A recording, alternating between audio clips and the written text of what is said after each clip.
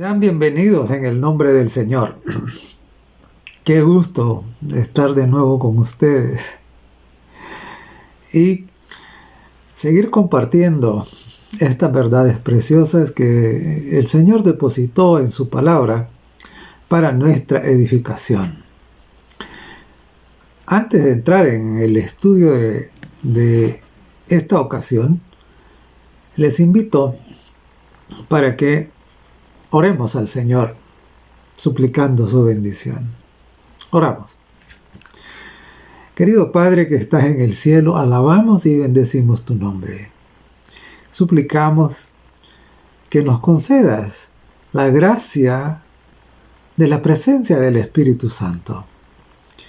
Que tu palabra nos instruya, nos enseñe, nos haga crecer y nos prepare para encontrarnos con Jesús tu Hijo en la segunda venida.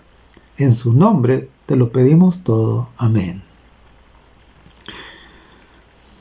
La muerte es un fantasma que angustia a todo el mundo, especialmente en estos tiempos en donde nos ha tocado vivir no solo una, sino varias pandemias.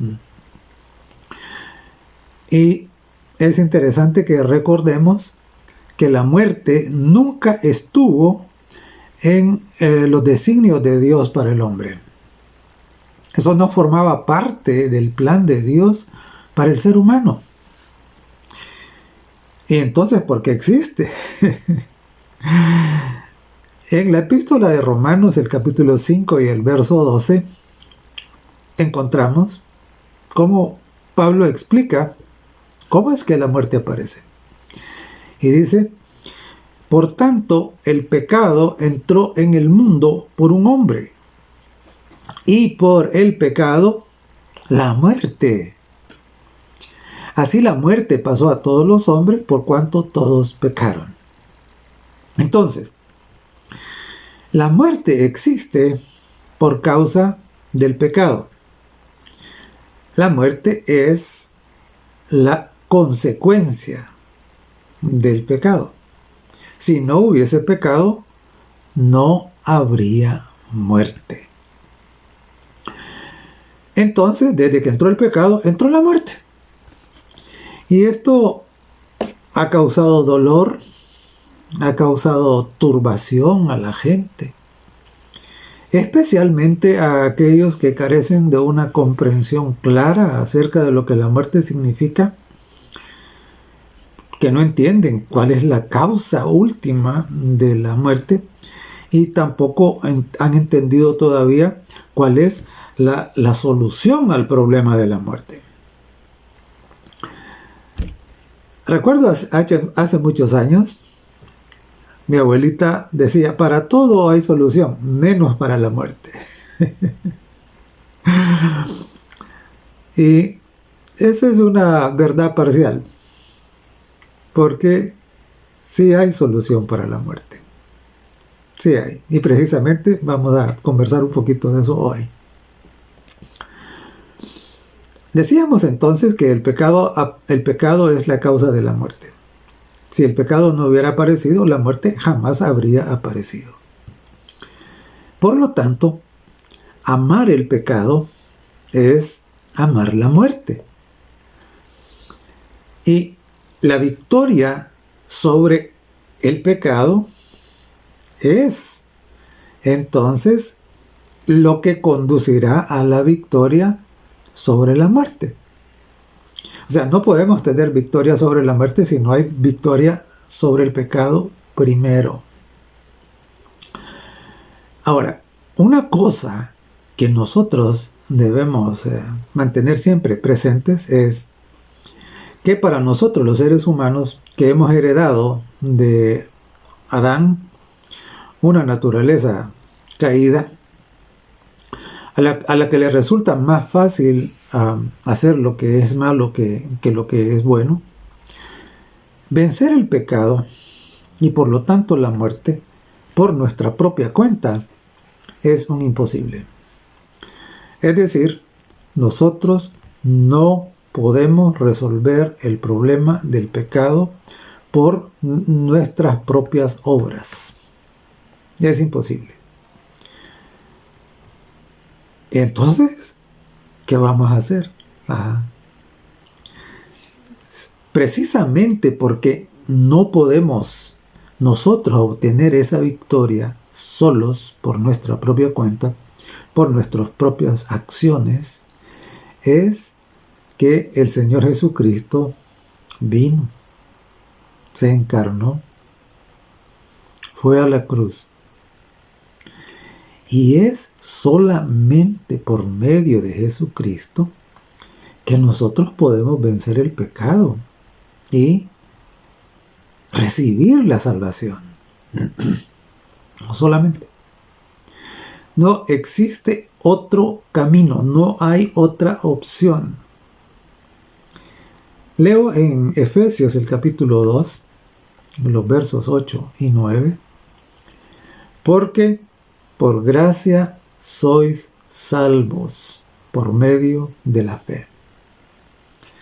Y esto dice, no de vosotros,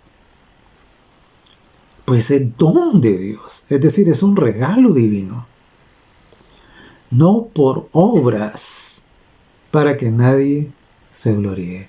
Qué lindo. Lo que es imposible para nosotros los seres humanos, nuestro Dios maravilloso nos lo ofrece como un regalo, a condición de que tengamos fe en Él. Por eso dice, por gracia sois salvos, por medio de la fe. Por medio de la fe. Entonces, la gloria, el honor de la victoria sobre el pecado y por lo tanto sobre la muerte, no nos corresponde a nosotros los seres humanos. Le corresponde única y exclusivamente a Jesucristo. Porque Él ha vencido la muerte. Solamente Él. Leo en Apocalipsis el capítulo 2 y el verso 8. Dice, escribe al ángel de la iglesia en Esmirna, el primero y el postrero, el que estuvo muerto y vivió. El que estuvo muerto y vivió. Dice esto. Y luego leo también ahí mismo en Apocalipsis el capítulo 1 y el verso 18. Dice, y el que vivo y estuve muerto, mas he aquí que vivo por los siglos de los siglos. Amén. Y tengo las llaves de la muerte y del sepulcro. Del Hades, dice en otras versiones. Entonces, no olvide, la victoria sobre el pecado y por lo tanto la victoria sobre la muerte le corresponde a Jesucristo. Él venció la muerte. Él estuvo muerto y vive. Y qué hermoso saber que Jesucristo, nuestro Señor, tiene las llaves de la muerte y del sepulcro. Y ya vamos a comentar un poquito el significado de esa declaración. Una de las grandes diferencias que hay entre el cristianismo y las demás religiones que hay en el mundo, cualquiera que sea, cualquiera, es el hecho de que los fundadores de todas las religiones, con excepción del cristianismo, tienen tumbas ocupadas.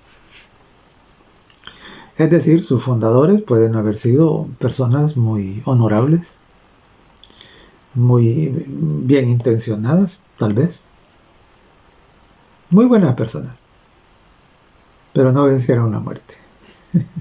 La muerte los venció a ellos. Y sus restos descansan en sus tumbas. En cambio, la tumba de José de Arimatea, en donde nuestro Señor Jesucristo fue depositado aquel viernes por la tarde, se encuentra vacía. Jesús no sigue más ahí.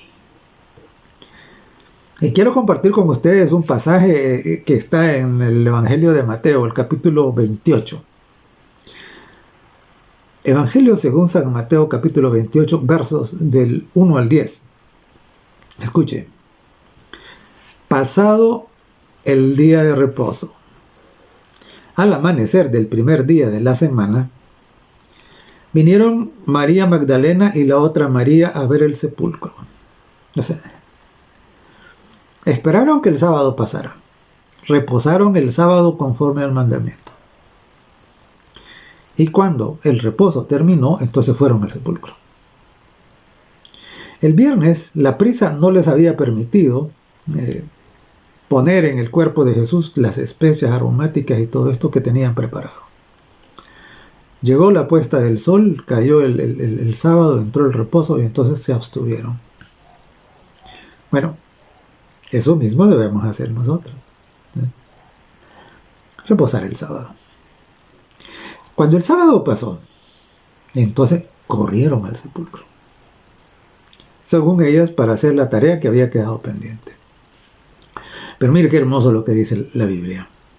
Dice que María Magdalena y la otra María, dice, fueron a ver el sepulcro. Y hubo un gran terremoto, porque un ángel del Señor descendiendo del cielo y llegando, removió la piedra y se sentó sobre ella. Su aspecto era como un relámpago y su vestido blanco como la nieve. Y de miedo de él, del ángel del Señor que había venido para quitar la piedra del sepulcro, dice que los guardias romanos temblaron y se quedaron como muertos. Aquellos soldados rudos, acostumbrados a qué? Acostumbrados a enfrentarse con el enemigo. ¿Estaban ahora qué? Estaban temblando de miedo. ¿Qué era de menos? Lo que habían visto. Dice que quedaron como muertos. Mas el ángel respondiendo dijo a las mujeres: ustedes no teman, porque yo sé que buscan a Jesús, el que fue crucificado. Y miren, qué noticia. Este es el Evangelio. Les dijo, no está aquí, pues ha resucitado. Maravilloso. Como dijo, venid, ved el lugar donde fue puesto el Señor. O sea, les dijo, no está aquí, ha resucitado. Si quieren ver, entren y miren aquí donde el cadáver fue puesto. Ya no está. E id pronto y decid a sus discípulos que ha resucitado de los muertos. El ángel que quitó la piedra del sepulcro le da la noticia a la mujer. Y les encomienda la misión: vayan y díganle a los demás que Jesucristo ha resucitado. Y aquí dice, va delante de vosotros a Galilea, ahí le veréis. He aquí os lo he dicho. Entonces ella, saliendo del sepulcro con temor y gran gozo. ¿Y cómo no iban a tener gozo?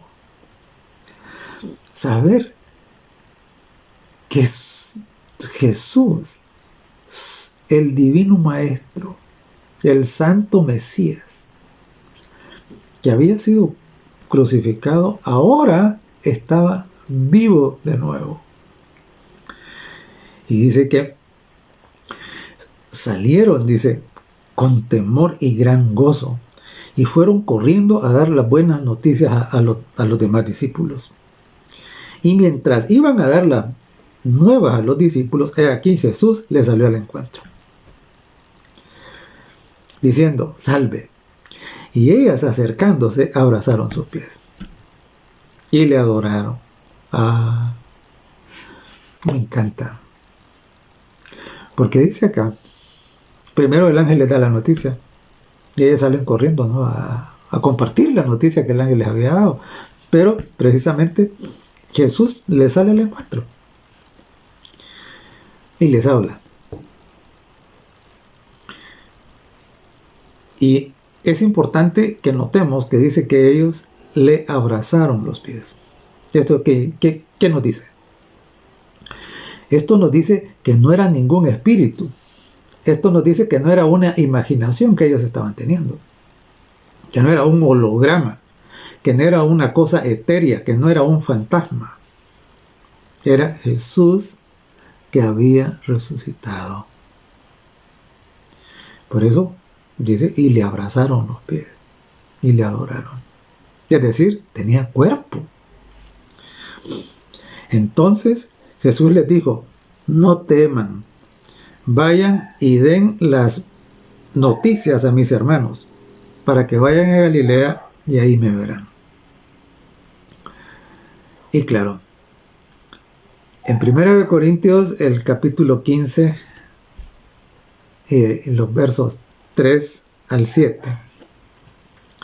el apóstol Pablo hace memoria de estos hechos y dice, porque primeramente os he enseñado lo que asimismo recibí, que Cristo murió por nuestros pecados conforme a las Escrituras, y fue sepultado, y resucitó al tercer día conforme a las Escrituras. O sea, Pablo está diciendo, en las Escrituras, y cuando Pablo dice las Escrituras, se está refiriendo al Antiguo Testamento. Las profecías mesiánicas decían que su santo no vería corrupción, que resucitaría. Jesús mismo había dicho que como Jonás, ¿no?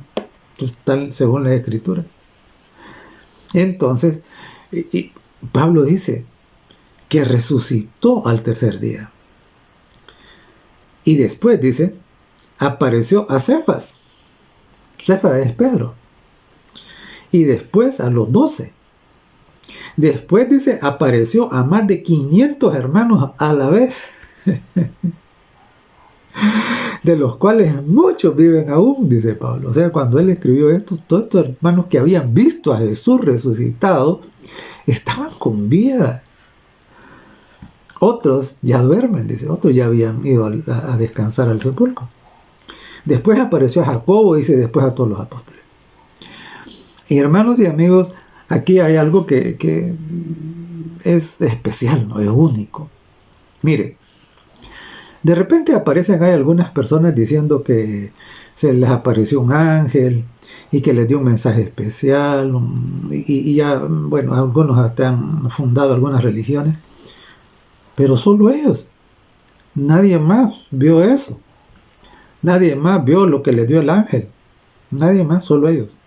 Y entonces, ¿cómo puede alguien garantizar que lo que esa persona está diciendo es verdad? No es posible. No es posible. Y entonces, claro, sus seguidores deben tener mucha fe en la honestidad y en la palabra de esa persona. Pero no hay garantía. No hay garantía. De hecho, en la Biblia hay un principio que decía que todo, y usted lo puede encontrar en Mateo el capítulo 18 y el verso 16, y lo mismo en 2 Corintios el capítulo 13 y el verso 1, que dice que en boca de 2 o 3 testigos debe constar todo. Y por eso el testimonio de una sola persona no es garantía de nada. Pero acá, Jesús resucitado, mire, se le apareció primero a las mujeres. Lo vieron los soldados romanos. Después de eso, ¿qué? Después se le apareció, dice, a Cefas. Y se le apareció a los 12. Y después dice que se le apareció a 500 de una vez. ¿Qué más testigos? Y me llama la atención porque Pablo dice, y algunos de estos todavía están vivos, dice. O sea, si esto de la resurrección no hubiese ocurrido, entonces estos no habría habido quien diera testimonio de esto. Es más, algunos lo habrían desmentido, pero no pasó. Entonces, es importante, ¿verdad? Porque, insisto, cuando solo hay una sola persona, la veracidad de eso se puede poner en duda muy fácilmente. Porque una persona puede tener alucinaciones. O una persona puede tener también malas intenciones. Y entonces, claro, no se puede. Pero acá había una multitud que testificaba que Jesucristo no seguía más en la tumba, que Jesucristo había resucitado. Ahora, esto tiene una importancia increíble. ¿Por qué? Porque si Jesucristo no hubiera resucitado, el cristianismo estaría a la par de cualquier otra de las religiones que existen. La resurrección es el sustento del cristianismo. De hecho, en 1 Corintios, el capítulo 15 y el verso 14, el apóstol Pablo escribió: si Cristo no resucitó, vana es entonces nuestra predicación, vana es nuestra fe. Y en el verso 17 del mismo capítulo agrega: y si Cristo no resucitó, vuestra fe es vana, aún estáis en vuestros pecados. La resurrección es el sustento del cristianismo. Si la resurrección no ocurrió, ¿para qué ser cristiano? No tiene sentido. El cristianismo sería igual que cualquier otra religión. Daría igual ser cristiano que ser de cualquier otra religión de estas otras no cristianas. Si la resurrección es vana o no existe, el cristianismo es una falsedad. Pero tenemos garantías de que es una realidad. Y claro, además de que la resurrección es el sustento del cristianismo, es lo que establece la diferencia entre el cristianismo como la religión verdadera, única, y las demás. Además de eso, la resurrección es la respuesta de Dios al problema de la muerte. Es bastante frecuente escuchar que los muertos se van al cielo o que van a... Casi nunca he oído que digan en un funeral: este se fue al infierno. Casi nunca. Bueno, en realidad nunca. Sino que casi todos dicen que están en el cielo. Y aunque algunos creen en otros estados intermedios, tampoco dicen eso en los funerales. Bueno, usted tiene que saber que los muertos no se han ido para el cielo. Según la palabra de Dios, y la palabra de Dios dijo Jesucristo, que es la verdad. San Juan 17 dice: santifícalos en tu verdad, tu palabra es la verdad. Según la palabra de Dios, los muertos no se han ido para el cielo. Tampoco se han ido para el infierno. Y mucho menos al purgatorio. Ni a ningún otro lado. Según la Biblia, los muertos descansan en el sepulcro. Y los muertos no están conscientes. No saben nada. Ni sienten nada. Ni pueden hacer nada. Veamos lo que la Biblia dice. En Génesis, el capítulo 3 y el verso 19, después de la triste experiencia de Adán al desobedecer al Señor, al no tomar en cuenta las advertencias que Dios le había hecho, de lo terrible que sería si comían del fruto del mal. Entonces, el Señor le dice así, Génesis capítulo 3 y verso 19: con el sudor de tu rostro comerás el pan, hasta que vuelvas a la tierra. ¿A dónde iba a volver? A la tierra. Porque de ella fuiste tomado. Pues polvo eres, y al polvo volverás. Qué triste. El plan de Dios no es que Adán que había sido tomado del polvo volviera al polvo. Ese no era el plan de Dios. El plan de Dios era que Adán, que había sido tomado hecho del polvo de la tierra, tuviera vida eterna. Y ese es el plan de Dios. Ese era el plan de Dios para Adán, y ese es el plan de Dios para usted, y ese es el plan de Dios para mí, y el plan de Dios para todo ser humano. Es que, aunque venimos del polvo de la tierra, que tengamos vida eterna. Esa es la voluntad de Dios. Pero por causa de la rebelión, por causa del pecado, entonces Dios, con dolor en su corazón, tuvo que decirle a Adán: polvo eres y al polvo volverás. Ahora, note que no le dijo: polvo eres y al purgatorio te vas a ir. No le dijo así. Tampoco le dijo: y al cielo te vas a ir. Tampoco. ¿Verdad? No. Le dijo: polvo eres y al polvo volverás. Y en el Evangelio según San Juan, en el capítulo 5, los versos 28 y 29, Jesús hizo esta declaración: no os maravilléis de esto, porque vendrá hora, oiga, cuando todos los que están en los sepulcros oirán su voz. ¿Ya? Entonces, ¿en dónde están los muertos? En el polvo. ¿En dónde? En el sepulcro. Eso dijo Jesús. Pero por si todavía quiere algo más, vamos al libro de Daniel. Daniel, el capítulo 12 y el verso 2. Y leo: y muchos de los que duermen en el polvo de la tierra serán despertados, dice, unos para vida eterna y otros para vergüenza y confusión perpetua. Entonces, note: polvo eres, al polvo volverás. Los que están en los sepulcros oirán su voz. Los que duermen en el polvo de la tierra, ¿qué más? Entonces, amigo, hermano, los muertos no se han ido para el cielo, no se han ido para el infierno, mucho menos a lugares que no existen.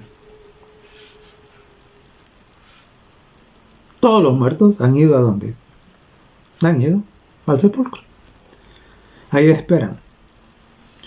Y dice en el libro de Eclesiastés, el capítulo 9, versos 5 y 6, dice: los que viven, saben que han de morir. Pero los muertos nada saben, ni tienen más paga, porque su memoria es puesta en olvido. También su amor y su odio y su envidia fallecieron ya. Y nunca más, dice, tendrán parte en lo que se hace debajo del sol. Claro.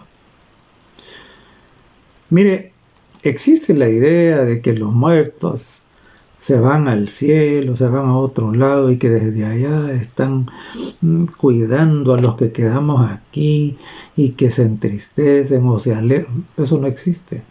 La Biblia es clarita. El muerto, dice, nada sabe. El muerto nada siente. Su amor y su odio ya no existen, dice. Y también dice: y no tendrán parte más en lo que ocurre bajo el sol. Van a estar en el sepulcro hasta que el que tiene las llaves del sepulcro y de la muerte los saque de ahí. Solamente Jesucristo puede devolver la vida a los muertos. Esto quedó demostrado ante muchos testigos en el caso de su amigo Lázaro. Juan capítulo 11.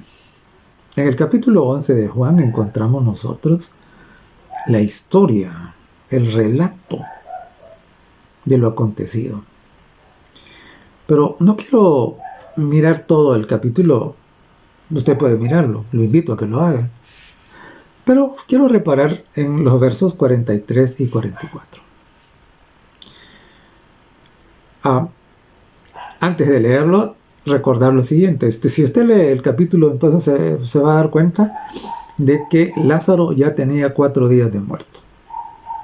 O sea, no había posibilidades de que dijeran, no, mire, pero es que no estaba muerto, sino que estaba ahí como en un estado cataléptico para mientras, no. No, 4 días de muerto. Incluso una de las hermanas de Lázaro dice, Señor, pero dice que abran la tumba, pero es que ya echa mal olor.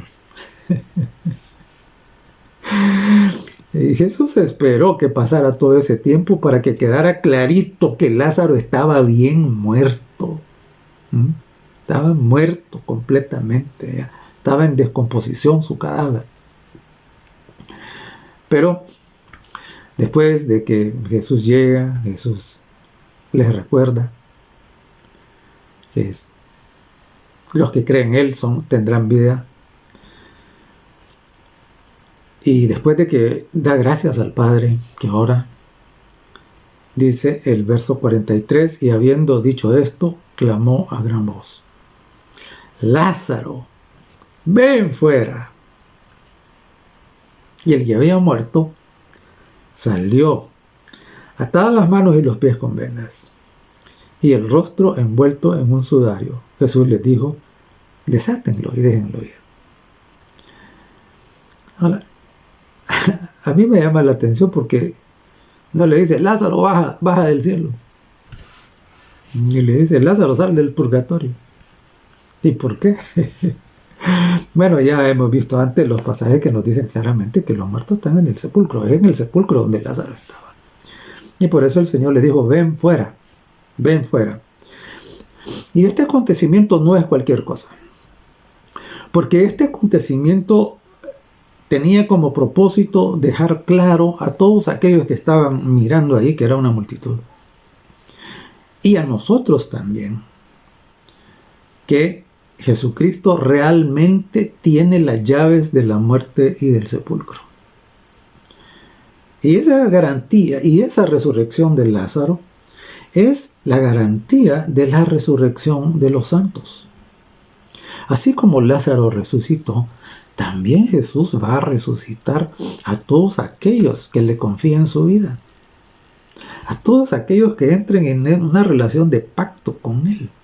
A todos aquellos que le reciban como Señor y Salvador. Recuerden, Cristo ya lo hizo una vez y lo hizo para que nos quedara claro. Para que entendamos. Y lo hará de nuevo con todos los que acepten por fe sus promesas de salvación. A todos los que por fe acepten su gracia salvadora. Lo va a hacer de nuevo. Ahora, puede ser que usted esté pensando, lo va a hacer, nos va a resucitar si recibimos a Jesús. Pero, ¿y eso cuándo va a ser? Pues la Biblia también nos da la respuesta a esa pregunta. ¿Cuándo va a ser? 1 Corintios capítulo 15 y los versos 22 y 23. Dice así. Porque así como en Adán todos mueren, también en Cristo todos serán vivificados, pero cada uno en su debido orden. Cristo, las primicias. Luego, los que son de Cristo en su venida. No, los muertos no se están yendo al cielo uno por uno. No. Dice acá que los que son de Cristo van a ser vivificados. Es decir, Jesús va a abrir, que tiene las llaves del sepulcro y de la muerte. Dice que va a abrir, va a ordenar, así como le dijo a Lázaro, ven fuera, va a decir, vengan fuera. Benditos de mi Padre, vengan fuera. ¿Cuándo? En su venida, dice. Por eso es que anhelamos tanto la segunda venida de Jesús. Porque precisamente entonces tomará lugar la resurrección. Sí, la resurrección, que es la respuesta de Jesucristo al problema de la muerte.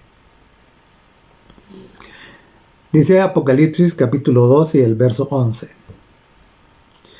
El que venciere no sufrirá daño de la segunda muerte. ¿El que venciere qué? El que venciere su orgullo, el que venciere su egoísmo, el que venciere la dureza de su corazón, el que venciere el temor a la crítica, el temor a la vergüenza, el que venciere la necedad, la terquedad, la dureza de su propio corazón. Dice, y al vencer eso, por la gracia de Cristo, reciba a Jesús como su único y suficiente Salvador. Y Jesús le dará su Santo Espíritu. Y entonces dice, no sufrirá daño de la segunda muerte. Es un hecho poco conocido que la Biblia nos habla de dos muertes. La primera muerte es esta muerte que experimentamos ahora, de la cual hay resurrección. Habremos de resucitar cuando Jesús venga. Si le recibimos como nuestro Rey, como nuestro Señor. Pero la Biblia también dice que habrá una segunda muerte. Jesús dijo en Juan 5:28, que ya leímos, que unos resucitarían para vida y otros para condenación. Precisamente los que resuciten para vida van a recibir vida eterna, no volverán a morir. Los que resuciten para condenación, estos experimentarán esta segunda muerte de la que habla aquí Apocalipsis 2:11. Los santos resucitados en la segunda venida de Cristo no volverán a morir. Habrán recibido vida eterna. Por eso el Señor les dijo, el que venciere no sufrirá daño de la muerte segunda. Pero todos aquellos que ahora permanecen en un estado de oposición al Señor o de indiferencia, puede ser que no se opongan abiertamente, pero son indiferentes. Entonces, esa es la dirección, ese es el rumbo que llevan, eso es lo que les espera. No es agradable tener que decirlo, pero es necesario tener que decirlo. Así que usted se encuentra en este dilema, ¿no? En este desafío. Solamente por medio de Jesucristo se puede tener victoria sobre el pecado y la muerte. Si usted no viene a Jesús, usted no va a obtener esa victoria y por lo tanto su destino final será la segunda muerte. Pero si usted lo hace, ¿cuál va a ser su destino? Bueno, vida eterna. Uno de mis pasajes favoritos en el Nuevo Testamento es este de 1 Tesalonicenses, capítulo 4, los versos 13 al 17. Dice el apóstol Pablo, tampoco queremos, hermanos, que ignoréis acerca de los que duermen. Oiga, la primera muerte es eso, la primera muerte es un sueño, porque de eso despertaremos para recibir lo que la consecuencia, el fruto de lo que nosotros escogimos aquí hoy. Vida eterna unos y condenación otros. Entonces dice, no queremos, hermanos, que ignoréis acerca de los que duermen. Están dormidos ahora. Para que no os entristezcáis como los otros que no tienen esperanza. Porque si creemos que Jesús murió y resucitó, así también traerá Dios con Jesús a los que durmieron en Él. ¿Qué significa dormir en Él? Significa que cuando usted baje, que cuando yo baje, o cuando cualquier persona baja al sepulcro, permaneció fiel hasta llegar a ese momento. Es decir, en su vida entronizó a Jesucristo y no lo abandonó, se mantuvo fiel hasta el último momento. Es decir, murió como un cristiano fiel, un cristiano obediente. perseveró hasta el borde de la tumba. Eso es lo que quiere decir, dormir en él.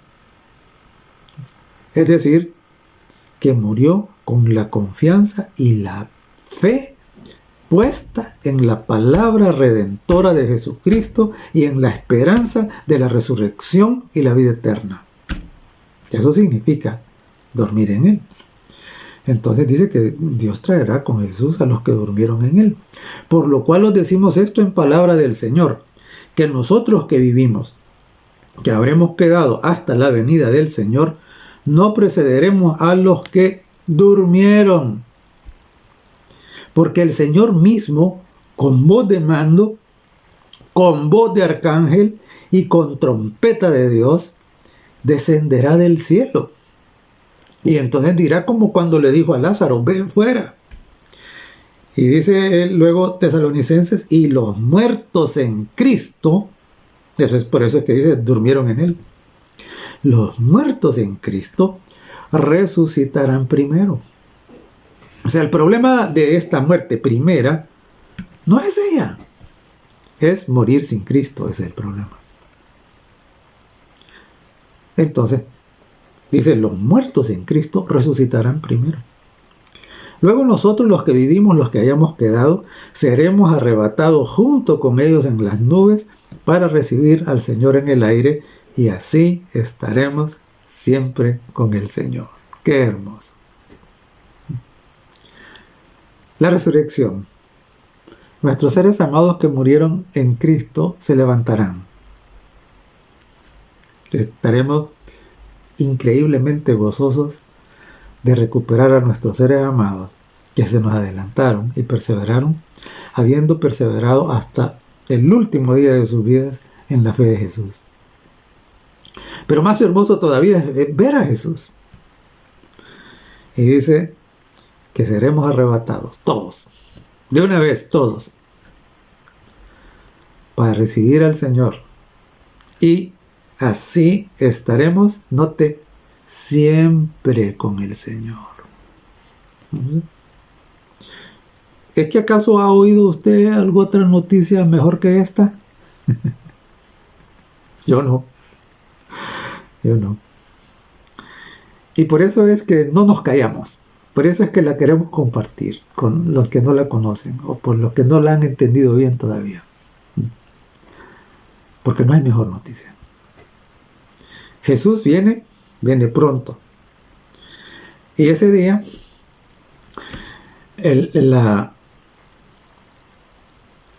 para los santos, ese día la muerte morirá. ¿Y por qué digo eso? Porque los santos recibirán vida eterna. Y como ya los santos no van a morir, sino que van a vivir por siempre, la muerte para ellos dejará de existir. Ese día será la muerte de la muerte. Y esto se anuncia en Apocalipsis. Dice Apocalipsis 20:14. Y la muerte y el sepulcro fueron lanzados al lago de fuego. Esta es la muerte segunda. Es interesante porque la muerte morirá para los santos en ocasión de la segunda venida. Pero la muerte también morirá para los perdidos 1000 años más tarde, cuando ellos experimenten la muerte segunda. Y con la muerte segunda, la muerte misma morirá. Porque ya de ahí en adelante que mueran todos los que rechazaron la bondad del Señor, la gracia de Dios, el amor de Dios, todos los que lo rechazaron, todos los que lo despreciaron, van a experimentar la muerte segunda, de la que ya no se resucita. Y como ya todos ellos murieron, los que quedaron vivos son los que tendrán vida eterna.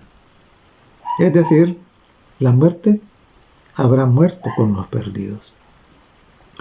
Por eso dice Apocalipsis 20:14, y la muerte y el Hades fueron lanzados al lago de fuego. Claro, en el lago de fuego todo desaparece. Todo se vuelve ceniza. Y dice en Apocalipsis 21:4, enjugará Dios toda lágrima de los ojos de ellos. Y ojo, y dice, ya no habrá muerte. Claro, los santos tendrán vida eterna. La muerte ya no existirá. El pecado ha desaparecido, por eso la muerte ya no va a existir. Obtuvieron la victoria por medio de Jesucristo. Ya no habrá muerte, dice. No habrá llanto, ni clamor, ni dolor. Las primeras cosas pasaron. Amigo, hermano, Jesús vino primero a enseñarnos cómo vivir y luego a morir por nosotros. Y después de haber muerto, dejar claro que Él tiene las llaves de la muerte y el sepulcro y quiere darnos vida eterna. Esa vida eterna es para usted. Jesús quiere dársela. Yo no sé si usted ya entregó su vida. Espero que sí. Si ya le entregó, manténgase fiel, persevere, conságrese cada día más al Señor, si ya lo hizo. Ahora, si no lo ha hecho, no espere más. No deje que este fantasma de la muerte lo sorprenda antes de hacer la decisión más importante de su vida. Mire, la decisión entre recibir o rechazar la oferta de salvación que Jesucristo le hace, es la decisión más importante de su vida. De eso depende si usted tendrá vida eterna o va a experimentar la muerte segunda, que es muerte eterna, es extinción total. De eso depende. Entonces, si no lo ha hecho, hágalo ahora. Porque ahora todavía hay tiempo, todavía hay oportunidad. Muy pronto la oportunidad va a terminarse. La gracia va a terminar. No llegue al límite. No. Hágalo ahora, que todavía el Señor le da la oportunidad. Y a mí me encanta esta declaración del apóstol en 1 Corintios, el capítulo 15 y el verso 26. Oh, mire lo que dice. Y el postrer enemigo que será destruido es la muerte. Claro. Será destruida la muerte cuando ya no tenga nadie a quien matar. Porque ya mató a todos los que rechazaron a Jesús. Y a los que aceptaron a Jesús, a esos la muerte ya no les cala. ¿Por qué? Porque recibieron vida eterna en Cristo.